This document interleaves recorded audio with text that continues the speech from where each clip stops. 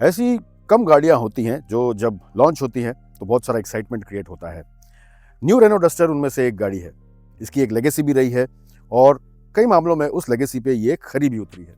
इस गाड़ी को मैंने टेस्ट ट्रैक पे चलाया है in an extreme way. I was impressed. फिर इसे मैंने देहरादून के हिल्स में चलाया है। I was mighty impressed. आज मैं इसे रेगुलर ड्राइविंग कंडीशन में चला रहा हूँ, इन सिटी कंडीशंस, जहाँ पे आप में से ज़्यादातर लोग इसे चलाएंगे। तो क्या ये अब भी इम्प्रेसिव है? चलिए इसके बारे में हम इस वीडियो में बात करेंगे। और अगर आप रेनो डस्टर खरीदने का सोच रहे हैं तो ये वीडियो आपके लिए बहुत फ़ायदेमंद हो सकता है, बिकॉज मैं आपके साथ ऐसी बातें शेयर करूंगा जो शायद आपको जनरली रिव्यूज़ में नहीं मिलती हैं।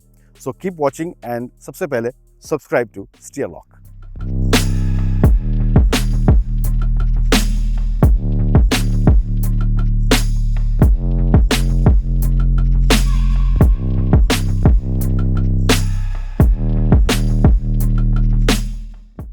डस्टर की सबसे अच्छी बात मुझे ये लगती है कि this looks purposeful.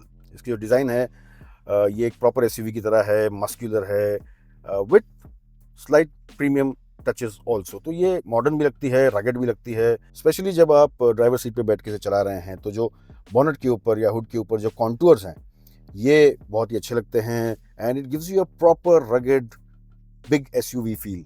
Overall design बहुत अच्छी है, किसी भी एंगल से अच्छी लगती है and it's a real treat to just watch it. दूसरी बात जो मुझे अच्छी लगती है वो ये है कि इसके इंटीरियर्स भी काफ़ी इम्प्रेसिव है, प्रीमियम लगते हैं, प्लश लगते हैं एंड पर्पसफुल भी है।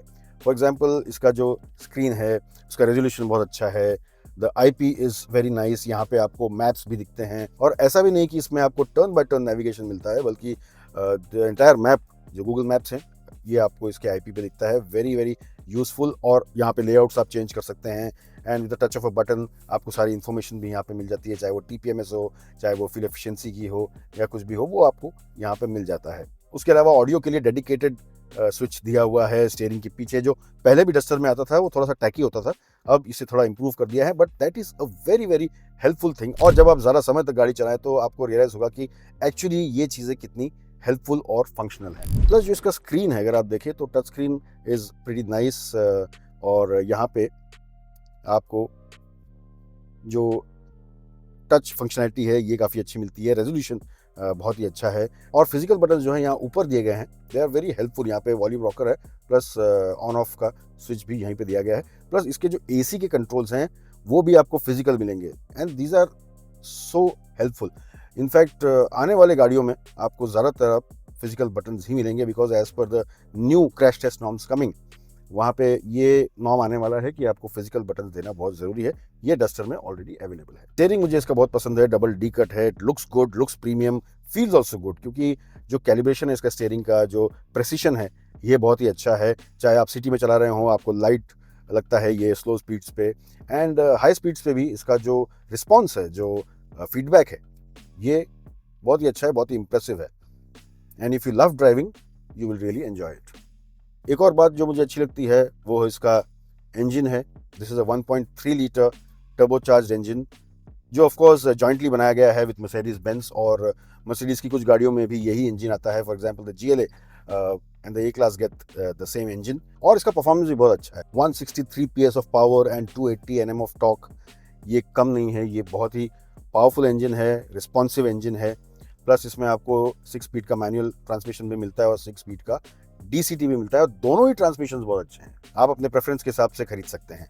अब जहाँ तक ड्राइविंग प्लेजर की बात होती है, लोग बात करते हैं कंफर्ट की, परफॉर्मेंस की और ऑफ कोर्स हैंडलिंग की। ऑफ कोर्स ये बातें तो हैं इसमें, आपको ये परफॉर्मेंस अच्छा देती है, the handling is pretty nice, comfort आपको अच्छा देती है, लेकिन इसके अलावा कुछ बातें हैं जो आपके ड्राइविंग प्लेजर को एक्चुअली एनहांस करती हैं and a driving enthusiast will understand this. अगर आप ड्राइविंग एंथुसियास्ट हैं तो ऐसा नहीं है कि आपको बहुत पावरफुल गाड़ी में ही मजा आएगा या बहुत अच्छी हैंडलिंग में ही मजा आएगा, but there are a lot of nuances. वो नुआंसेस क्या हैं? इसका जो थ्रॉटल है उसका कैलिब्रेशन बहुत ही अच्छा है, तो ये बहुत रिस्पॉन्सिव है। और ऐसा भी नहीं है कि आप जब स्टैंड स्टिल से शुरू करते हैं गाड़ी तो आपको एक हल्का झटका महसूस होगा, जो ज़्यादातर टर्बो इंजन्स या छोटे टर्बो इंजन्स में यूजुअली आपको एक्सपीरियंस होता है, वो इसमें नहीं है। ये बहुत ही स्मूथ है। इसका जो एंटायर एक्सपीरियंस है ये बहुत ही प्लेजरेबल है। इस वक्त तो मैं इसका DCT वर्जन चला रहा हूँ ऑटोमेटिक, लेकिन अगर आप मैनुअल भी चलाएं तो वहाँ पे भी जो इसका क्लच है ये काफ़ी लाइट है and you really enjoy driving the manual also. Automatic में बिल्कुल लैग नहीं है, पंचीनेस आपको अच्छा मिलता है। अच्छा, एक बात है कि डस्टर में आपको डीजल इंजन नहीं मिलेगा, ये सिर्फ पेट्रोल में ही आता है। एक 1 लीटर टर्बो इंजन है और 1.3 लीटर टर्बो इंजन है जो फिलहाल अवेलेबल है, और बहुत जल्द इसका एक 1.8 लीटर हाइब्रिड भी अवेलेबल हो जाएगा, बट डीजल नहीं है। अब कई लोगों ने कहा कि डीजल नहीं है, people love diesel. And why do people love diesel? People love diesel because एक जो पंची परफॉर्मेंस आपको डीजल में मिलता है, एक इंस्टेंट जो वो एक टॉर्क का पंच मिलता है, वो बहुत मज़ेदार होता है। लेकिन अगर आप इसके 1.3 लीटर इंजन को चलाएं तो वो जो डीजल का एक पंच है ना, उसकी आपको याद जरूर आएगी। You will not miss that too much because this is quite a punchy engine and that is what I like about the new Duster. इसका इंजन काफ़ी रिफाइंड भी लगता है, और जो कैबिन इंसुलेशन है ये भी काफ़ी अच्छी है। रोड नॉइज, टायर नॉइज ज़रा अंदर नहीं आता है, इंजन की भी आवाज़ अंदर नहीं आती है। ऑफकोर्स जब हाई रेव करेंगे तो हल्का सा एक जो इंजन का नोट है वो आता है, बट वो कोई डिस्टर्बिंग नोट नहीं है, you will always like to hear it. और इन सब में सबसे इंपॉर्टेंट बात नोट करने वाली ये है कि जिस प्राइस पॉइंट पे डस्टर आती है, उस हिसाब से अगर आप इन चीज़ों को देखें जिनके बारे में मैंने बात किया है, then it becomes really special.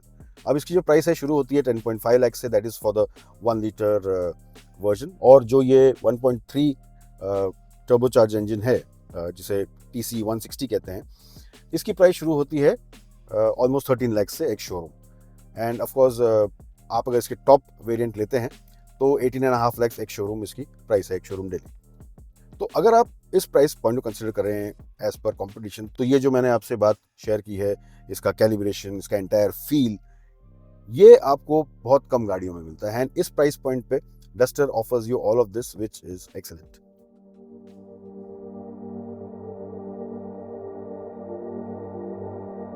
अब मैंने इसे सिटी कंडीशंस में चलाया है around 50 kilometres with light traffic, और इसने मुझे अराउंड 13 to 14 किलोमीटर्स पर लीटर का माइलेज दिया है।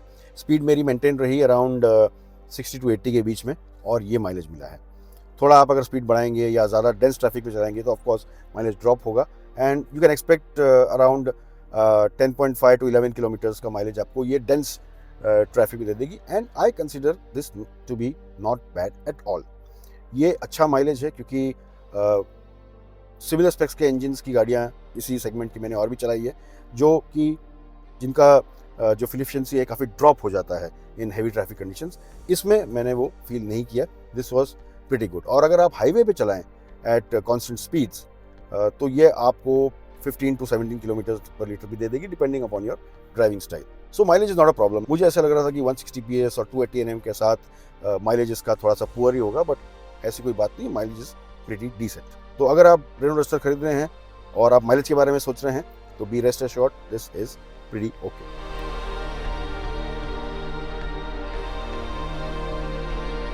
पॉजिटिव तो इसमें ऑफकोर्स बहुत सारे मैंने महसूस किए हैं, कुछ ड्रॉबैक्स भी हैं, कुछ नेगेटिव्स भी आप जिसे बोल सकते हैं। और वो ये है कि जो रियर स्पेस है ये थोड़ा सा रेस्ट्रिक्टेड है। आपको जो लेग रूम पीछे मिलता है ये बहुत ज़्यादा नहीं, एडिक्वेट है, ऐसा नहीं है कि ख़राब है, बट जिस तरह से सेगमेंट के बाकी गाड़ियों में, जैसे आप अगर आप कंपेयर करें किया सेल्टोस या Hyundai क्रेटा के साथ, तो आपको ऑफकोर्स थोड़ा सा स्पेस कम मिलता है। और जो इंग्रेस एग्रेस है रियर सीट के लिए, ये भी थोड़ा सा रेस्ट्रिक्टेड है, तो वहाँ पे थोड़ी दिक्कत है। लेकिन आपको इसमें बूट काफ़ी बड़ा मिलता है, बूट स्पेस इज गुड। मुझे ऐसा लगता है कि अगर बूट स्पेस को रिड्यूस करके रियर सीट स्पेस में थोड़ी सी इंक्रीमेंट होती तो ये और भी ज़्यादा अच्छा होता। But nevertheless the rear seats are pretty comfortable. अगर आपने पुरानी डस्टर चलाई है तो एक बात आप ज़रूर एग्री करेंगे कि it had one of the best suspension setups available, और न्यू डस्टर में भी ऐसा ही है। इसका सस्पेंशन वाकई में बहुत अच्छा है। हाँ, आपको वो प्लशनेस जो पुराने डस्टर में थी वो आपको नहीं मिलेगी, थोड़े फर्मनेस आपको इसमें मिलेगी, लेकिन ओवरऑल जो सस्पेंशन बिहेवियर है, जो डैम्पिंग है, ये बहुत ही ज़्यादा इंप्रूव्ड है। And again it's one of the best vehicles in terms of your suspension.